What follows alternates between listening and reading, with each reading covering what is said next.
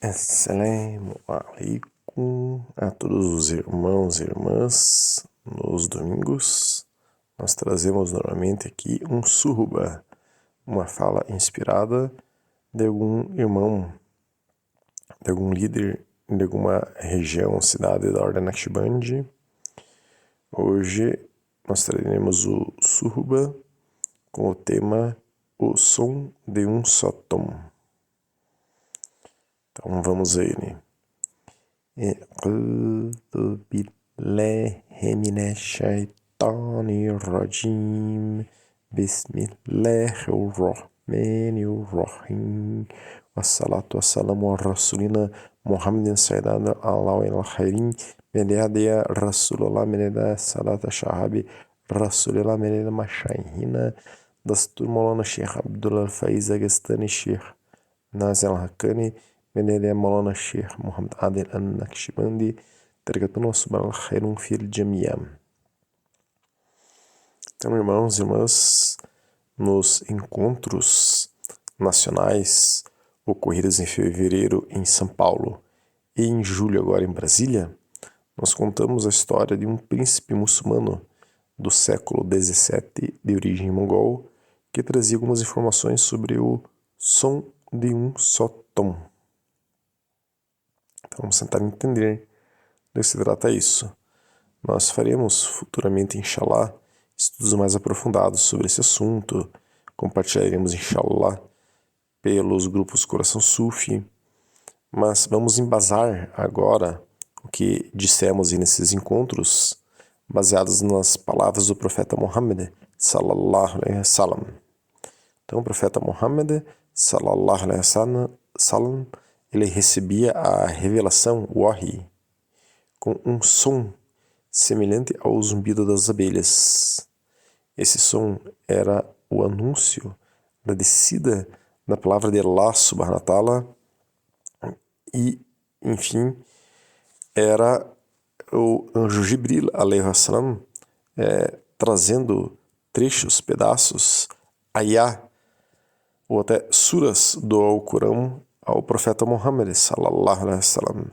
E essa experiência era tão intensa que algumas vezes o camelo do profeta Muhammad sallallahu alaihi wasallam sentia como que o peso da revelação, e o profeta Muhammad sallallahu alaihi wasallam em cima desse camelo, às vezes o camelo ele dobrava os joelhos e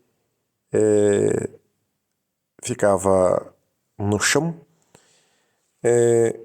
por não aguentar o peso que o profeta sallallahu alaihi wasallam estava ali recebendo da revelação. Então há hadith nesse sentido, né? Mas traremos um agora que é exatamente o que nós queremos passar. Então foi relatado que às vezes a revelação vinha ao profeta sallallahu alaihi wasallam como um zumbido de uma abelha, e esse era o tipo mais difícil de revelação para ele. Esse é um hadith Sahih, autêntico, forte, Bukhari, número 4955, e também Sahih, autêntico, forte, Muslim, hadith 2333.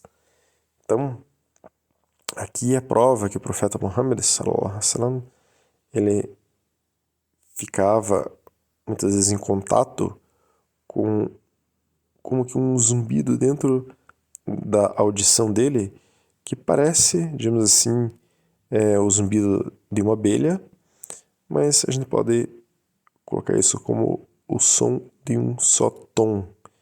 E este príncipe mongol muçulmano, né, do século XVII, chamado Dara Shikoh, ele falava que muitos awliya, muitos amigos próximos de lá, alguns sheikhs, como Mir Sheikh Abdul Qadir Jilani e outros, eles davam para os seus murids exercícios para que esses ouvissem esse som de um só tom. Então, há outros hadiths que descrevem esse som de um só tom. Aqui nesse a gente viu como o zumbido de uma abelha, mas há outros hadiths que descrevem como o tilintar de um sino, que representa esse som espiritual que é relacionado ao wahy, a revelação que o profeta sallallahu alaihi wasallam recebia, né?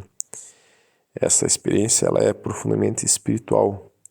Era sinal da presença de Allah subhanahu wa ta'ala se manifestando aqui no planeta Terra.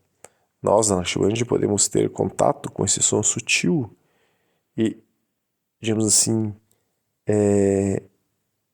de uma base silenciosa. Por que de uma base silenciosa? Esse som é como se fosse o som do silêncio. Todos os outros sons brotam desse som. Então, se a gente chega ao silêncio, a gente pode chegar a esse som. Por isso que a gente pode, por exemplo, fazer o zikr silencioso do coração, que é uma prática, né, que a gente já passou por vários irmãos e irmãs, aliás, passando por todos, né, que entram na ordem, que a pessoa pode tomar seu batimento cardíaco e estar ouvindo tum, tum, tum, tum do coração, enquanto faz do primeiro tum, al, no segundo lá. Então fica Allah, Allah. A pessoa faz essa prática de recitar Allah dentro do coração em paralelo com a audição do seu batimento cardíaco. Isso é uma maneira que nos leva para próximo de Allah subhanahu wa ta'ala, e nesse exercício pode vir a brotar este som de um só tom que o profeta Muhammad sallallahu alaihi wasallam ouvia. Esse zumbido semelhante ao som das abelhas não é algo externo, não é um som externo, é um som interior, espiritual, profundo, um sinal da presença de Allah subhanahu wa ta'ala,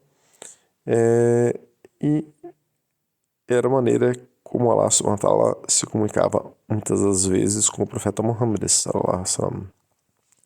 Mas para nós, na Naqshband, esse tipo de som interior não é uma revelação, só temos que ficar muito cientes disso, isso tem que estar claro, pois não haverá mais revelações. A última revelação veio o profeta Muhammad sallallahu alaihi wasallam. Mas essa escuta desse som, de um só tom, é para a gente alcançar estados de proximidade com Allah subhanahu wa ta'ala. E não é só Sheikh Abdul Qadir Jilani, Sheikh Mian Mira, este príncipe que fala sobre isso. Vários livros há relatos desse som. Por exemplo, Rumi, que foi um sufi muito famoso do século XIII, né? Rumi diz: há um som que não é do mundo exterior. Não é ouvido com os ouvidos, mas com o coração desperto. Esse é o chamado que guia o amante até o amado. Amado, no caso, é Allah subhanahu wa ta'ala. Então, esse som pode nos guiar até Allah subhanahu wa ta'ala. Então, nossa sugestão que fica aqui para os irmãos e irmãs treinarem é as pessoas que quiserem se aproximar disso podem fechar o olho e tentar primeiro ouvir os sons que o cercam, depois tentar chegar a abstrair desses sons e tentar ouvir como que o silêncio. E a partir do momento que a pessoa consegue se aproximar do silêncio, o silêncio vai se transformar num som de um só tom. A pessoa pode procurar treinar um pouco assim, para ter acesso a esse som. E, em algum momento, a pessoa pode fazer o zikr silencioso do coração, como a gente descreveu há instantes. E, em paralelo com o zikr silencioso do coração, ela pode agregar também a audição desse som de um só tom, potencializando essas duas práticas que podem ser feitas de maneira isoladas também.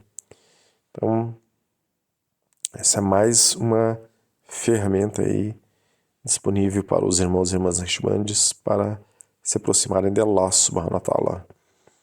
Que isso seja muito útil para os irmãos e irmãs, que Allah subhanahu wa ta'ala nos faça cada vez mais próximos dele.